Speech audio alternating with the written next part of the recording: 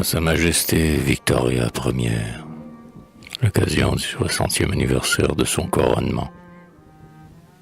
Sonnez clairon, sonnez buxin, sonnez fanfare, flèches, dômes et tout, flambés comme des phares, bronze des carillons, tonnerre des créneaux, que votre voix réponde aux clameurs délirantes, et que 100 millions de poitrines vibrantes mêlent un long vivat aux chants nationaux.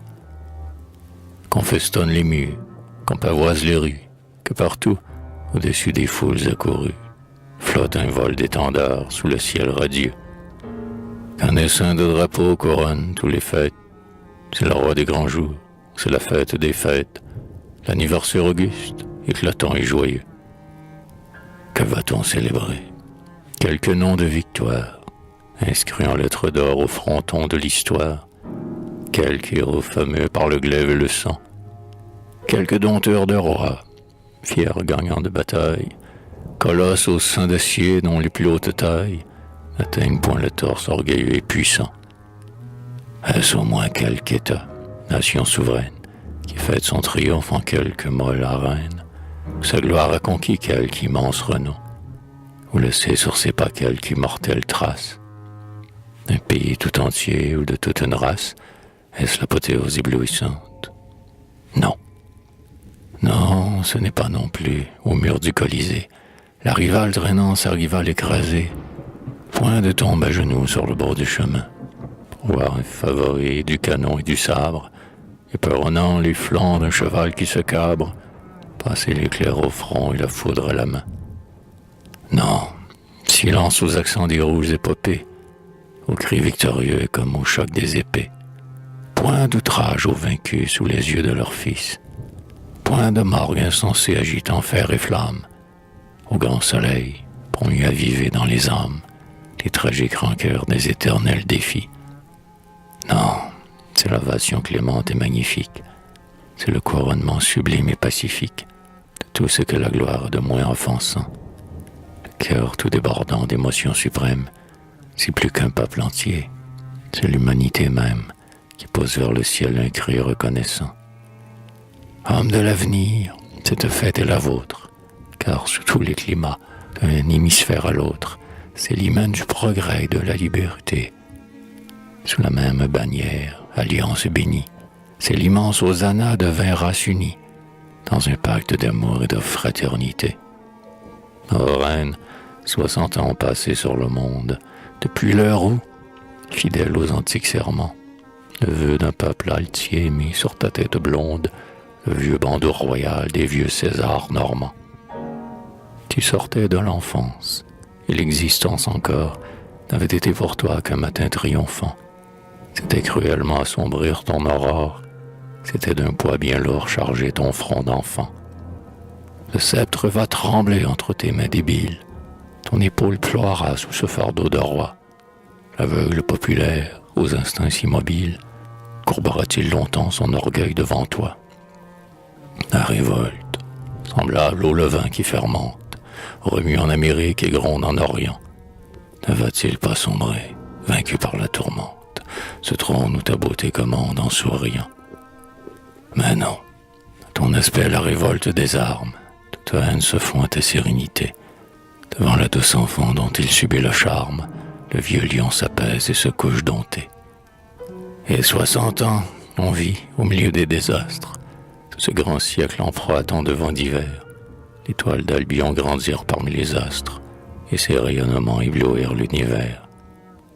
Sur les flots déchaînés, solides comme l'arche, la noble nef, cinglant au milieu des hurrahs, vogua, sans qu'un revers vînt ralentir sa marche, vers les sommets féconds des nouveaux Araras. Voyage solennel, sublime traversée, jamais on n'avait vu, sur plus vaste chemin, plus ostensiblement, la divine pensée, vers des destins plus haut guider l'esprit humain. Jamais on n'avait vu, malgré tous les présages, des rivages du Gange au bord du Saint-Laurent, sous un même drapeau flottant au vent des âges, semblable impulsion vers le noble et le grand. Ce fut un cycle d'or, de calme et de lumière, à l'appel du génie aux multiples aspects.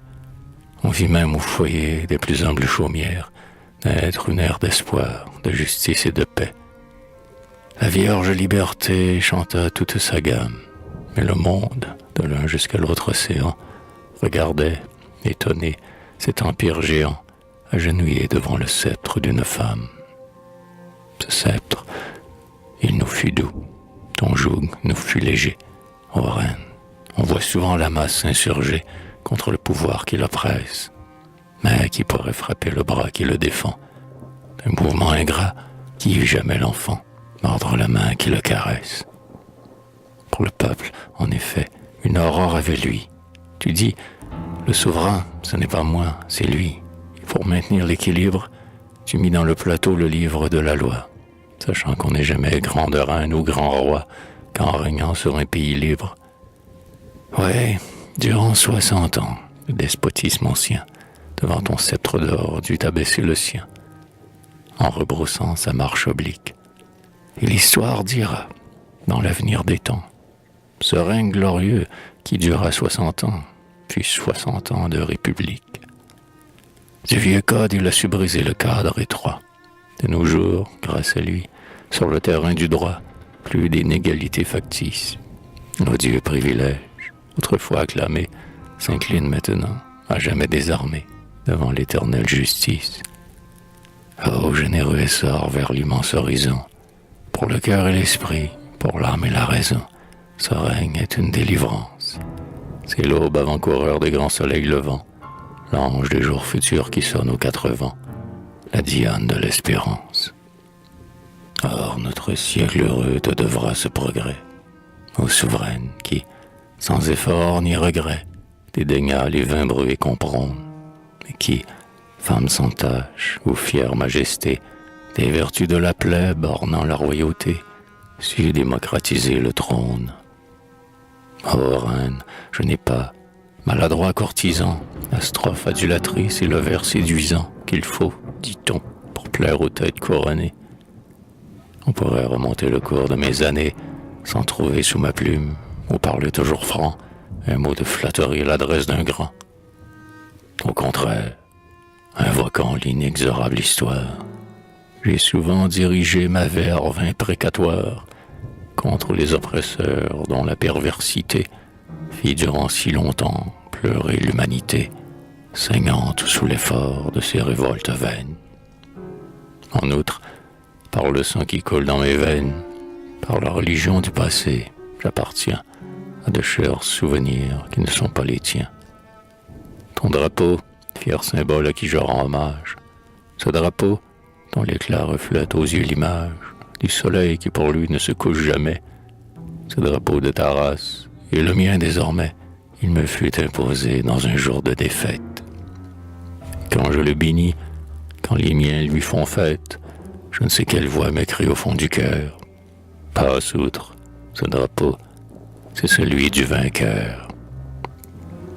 Eh bien, quand, malgré tout, d'un œil pensif je sonde tout ce que ton exemple a fait de par le monde, pour la démocratie, pour la liberté, sans renier en rien ma foi ni ma fierté, à toi qui présidas cette ère sereine, je sens pouvoir t'offrir, bien sincère, ô ma reine, avec ma loyauté de sujet citoyen, l'hommage du français et du républicain.